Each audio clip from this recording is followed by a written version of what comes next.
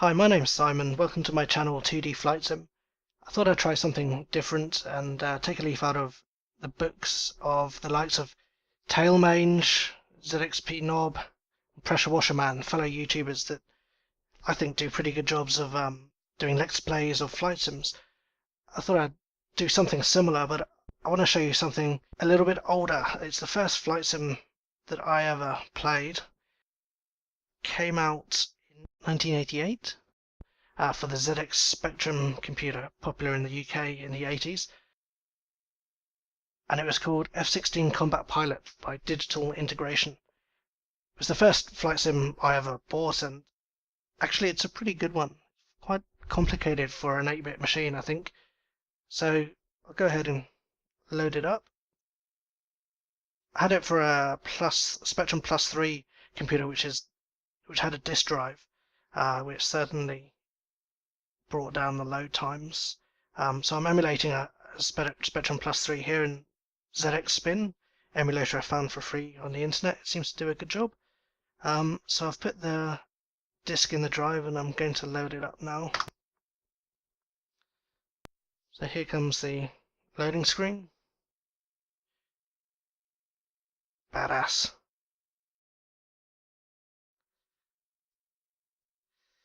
Okay, so it's English, and here's the copy protection. Luckily I've got a copy of the manual that I found on the internet. The manual was awesome, by the way, full of lots of information about planes and weapons in the game. Where are we? Page 24. Paragraph 1, word 2. Alright, so here's the first screen. I've set up my emulator to use a cursor joystick, so I'll set that. So no nonsense here, no nice intro or music or anything like that. This is serious business. And then your main menu. So up in the top left hand corner we've got training. That turns training on or off. If training's on, you don't get killed in any of these missions. It's like you're in a simulator. So down bottom left, pilot's log. You can create new pilot careers here, track their progress. I'll come back to this when I actually set one up for real. Quick start, that gets you in the air pretty quick. I'll do that in a second or two to show you what the game looks like before I start any real missions, which I'll do in the next video. The missions are these sides of the Pentagon. I guess it's the Pentagon building that we're looking at, but each side of the Pentagon, there's 5 different missions basically. Tank Buster, you get to shoot up tanks. Hammer Blow, which looks like you bomb some runways. Deep Strike, I think it's just attacking enemy infrastructure quite deep in there behind their lines. Scramble, that's your airfield's getting attacked by some enemy planes and you've got to take off quickly and bring them down.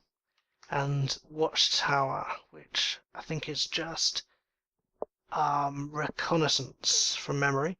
So there are the 5 missions you can do, and I think once you have passed each one of those, this one in the middle, you can see it's up in the top in the middle, it's grayed out, blued out at the moment, Conquest.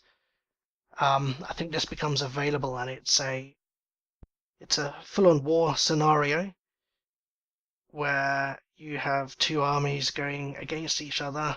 You have a tactical view of the whole map and can view progress, and I think you can just pick up missions and influence how the war progresses by passing or failing at those missions. I've never actually unlocked this, so I never unlocked it as a child while playing this. So I'm going to give it a go. I'm going to try and pass all 5 of these. I think as a kid, I only passed 4 and I could never unlock Conquest. I'm going to give all 5 a go in different videos and hopefully unlock Conquest. Okay, I'll just give you a quick overview of what the game looks like by selecting Quick Start. Loading simulation. Bang, straight onto the runway. Quick overview of what's in the cockpit. I'll go over each item in more detail in the actual mission videos, but you can see you've got your multifunction displays at the bottom, left, middle and right. They're the three screens. You've got a radar warning screen and some warning buttons in the top left of the cockpit. In the middle top of the cockpit, you've got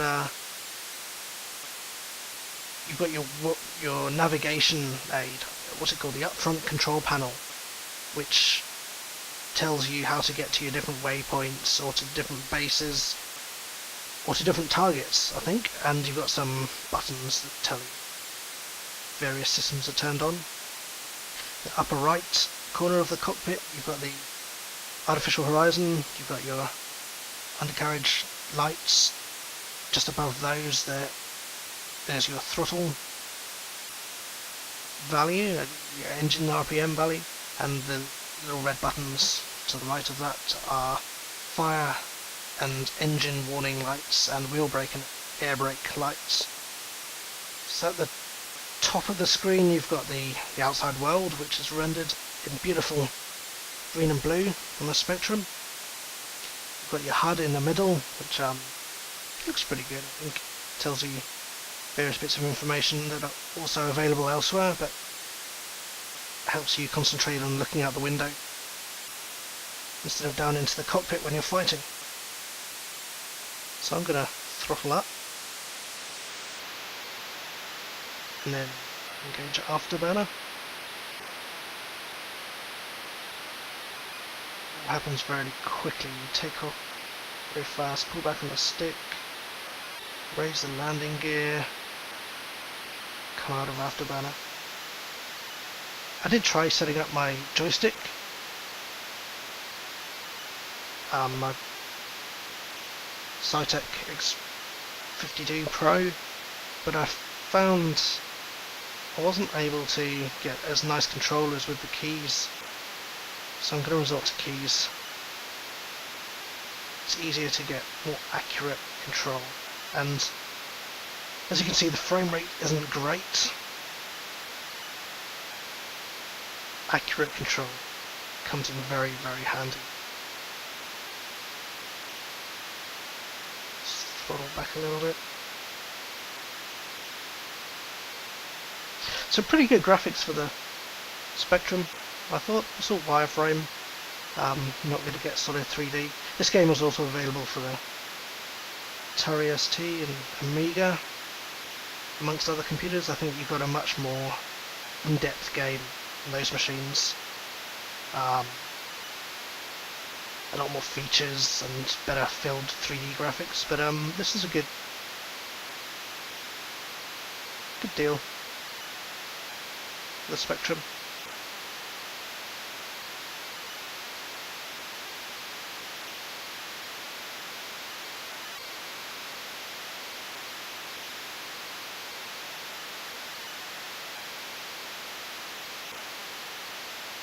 Sharp turn.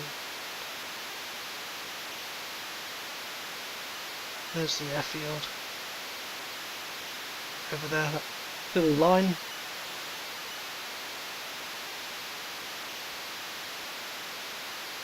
Let's do a fly past.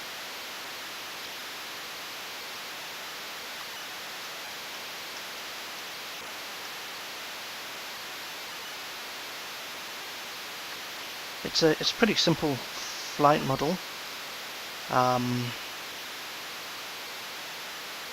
You don't have control of your plane's flaps.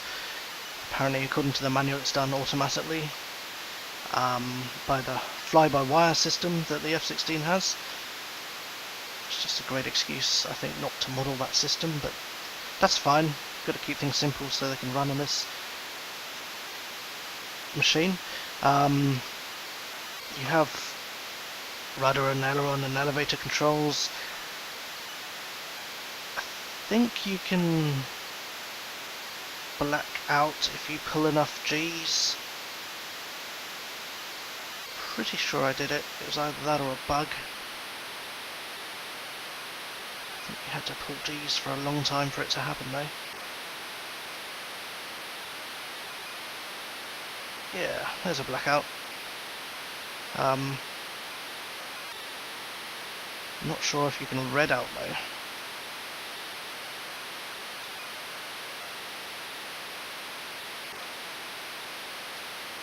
Angle of attack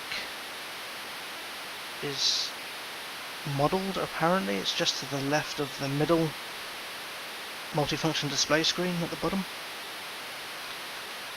I'm not convinced it does much though. Ah, there's a red out. Let's try and, yeah, okay. Bandits.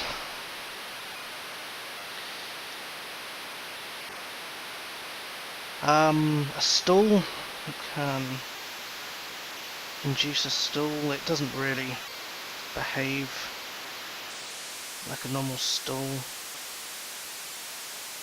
You don't lose height, you don't fall. Your nose just tips down to the ground and you pick up speed and enter controlled flight again.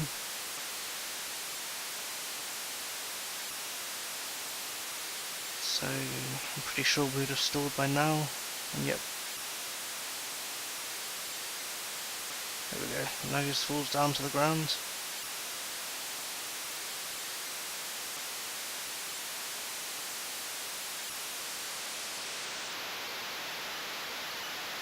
Done controlled flight.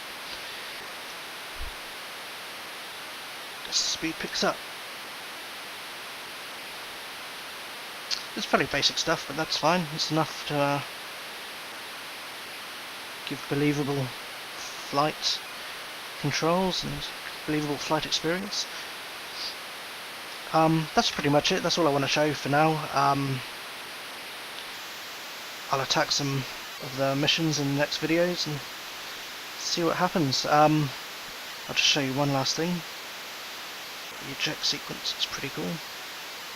Whoosh. Right, so here's the debrief screen. Training was on.